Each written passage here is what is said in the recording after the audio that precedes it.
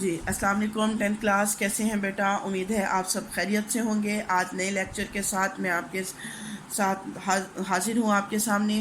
بسم اللہ الرحمن الرحیم سے آج کے لیکچر کا آغاز کریں گے۔ پچھلے لیکچر میں ہم نے مرزا محمد سعید سبق کی ریڈنگ کی، اس کی وضاحت کی، اس کو سمجھا۔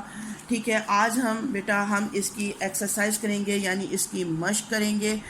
مشق میں سے آپ نے سوال نمبر ایک جو ہے بیٹا، یہ آپ نے اپنی کاپیوں پر اس کے آنسر لکھتے جانا ہے۔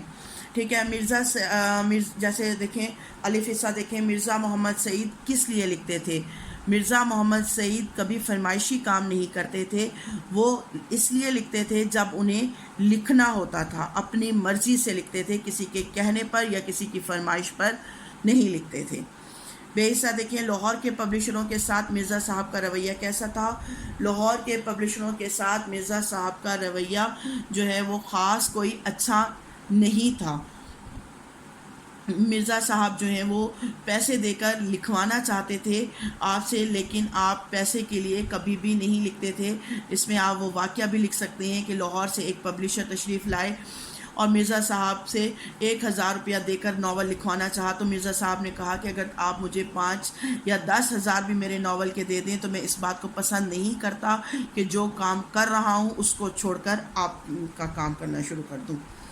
جی مثلا دیکھیں، مرزا صاحب کی ماراکت الارا کتاب کا نام اور مرتبہ بیان کیجئے۔ ان کی ماراکت الارا کتاب جو ہے وہ وطن اور مذہب اور باطنیت ہے، اور اس کا مرتبہ یہ ہے کہ اگر اردو کی 100 کتابیں بہترین کتابوں کی جو ہے وہ لسٹ تیار کی جائے تو اس میں جو ہے اس کا شمار لازمی کیا جائے گا۔ مرزا صاحب کی کن 2 قومی شخصیات سے عزیز داری تھی؟ مرزا صاحب کی 2 اہم قومی شخصیات سر سید احمد خان اور منشی ذکا اللہ سے عزیز داری اور قرابت داری تھی۔ مرزا صاحب نے کس کالج میں تدریس کے فرائض سر انجام دیے؟ جی مرزا صاحب نے جو ہے کس کالج میں تدریس کے فرائض سر انجام دیے؟ مرزا صاحب نے جو ہے 1906 اور 1907 میں 2 سال علی گڑھ کالج میں پڑھایا، اور اس کے بعد گورنمنٹ کالج لاہور میں ہی انگریزی کے جو ہے وہ پروفیسر جو ہے وہ بن گئے۔ اس کے بعد مرزا صاحب کا سب سے بڑا مشغلہ کیا تھا؟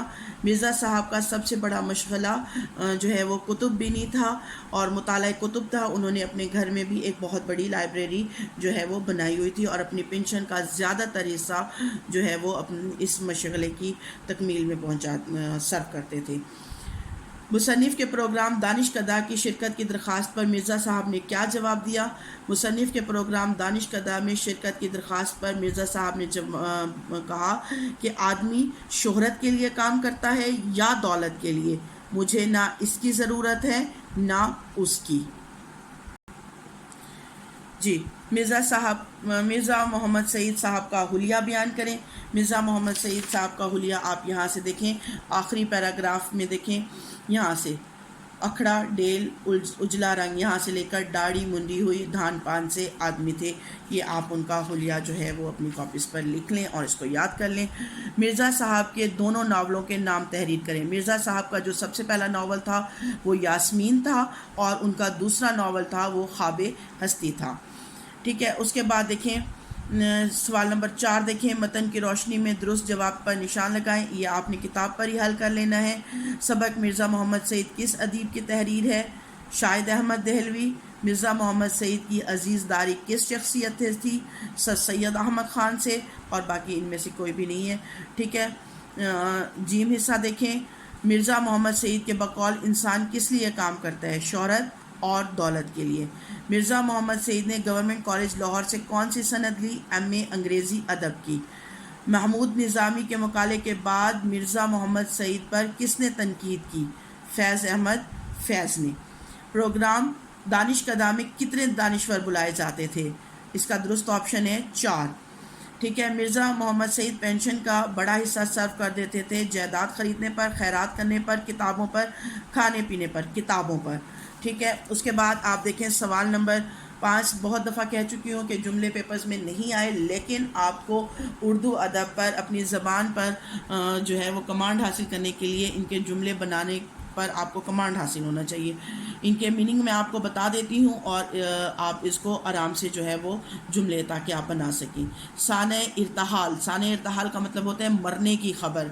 سنوانی، یہ سنوانی کا مطلب بھی وہی ہوتا ہے مرنے کا اعلان یا کسی کے مرنے کی جو خبر ہوتی ہے۔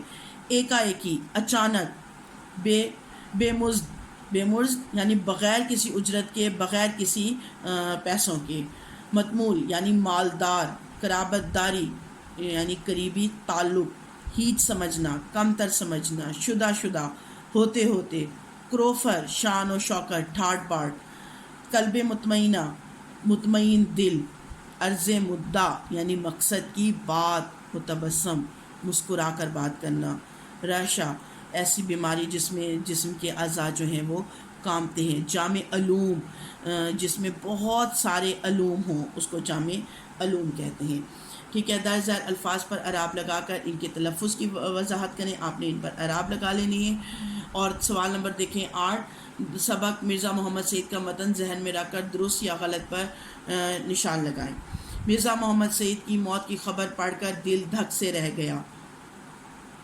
غلط، ان کی جو ہے موت کی نہیں بلکہ ان کی سوئم کی خبر پڑی تھی۔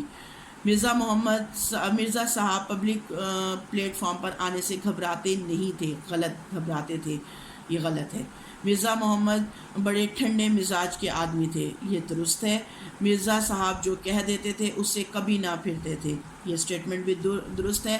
مرزا محمد سعید دل کے مریض تھے، یہ اسٹیٹمنٹ غلط ہے۔ ٹھیک ہے بیٹا، امید ہے آپ کو سمجھ آ گیا ہوگا۔ اس کے ساتھ ہی آج تک کے لیکچر کے لیے اللہ حافظ۔